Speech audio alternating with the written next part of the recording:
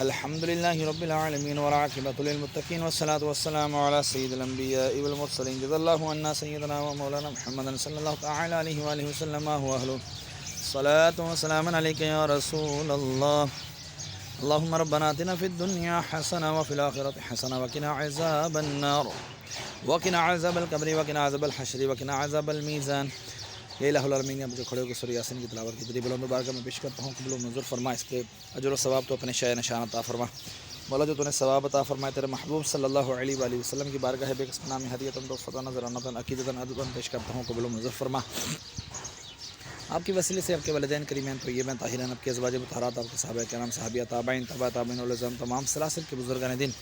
حضرت آدم علیہ السلام سے لے کر آج تک اور آج سے لے کر قیامت تک کے مسلمین مسلمان مومنین مومنات کی ارواحوں کو درجہ بدرجہ اس کا ثواب پیش کرتا ہوں، قبول و منظور فرما۔ خصوصاً بالخصوص مولا ہمارے محسن بھائی کے والد مرحوم حاجی امجد کی روح مقدسہ کو، روح مبارک، ان کی روح کو اس کا ثواب پیش کرتے ہیں، قبول و منظور فرما۔ یاسین کی برکت سے ان کے درجات بلند فرما، قبر کی تاریکی دور فرما، قبر کو جنت کے باغوں میں سے باغ بنا، ان کے کفن کو جنت کے کفن سے تبدیل فرما، ان کی قبر میں جنت کی کھڑکی کھول دے مولا۔ اس کا یاسین کا ثواب میں اپنے والدین مرحوم کی ارواح کو بھی اس کا ثواب پیش کرتا ہوں، قبول و منظور فرما۔ میرے والدین کے بھی درجات بلند فرما، قبروں کو جنت کے باغوں میں سے باغ بنا،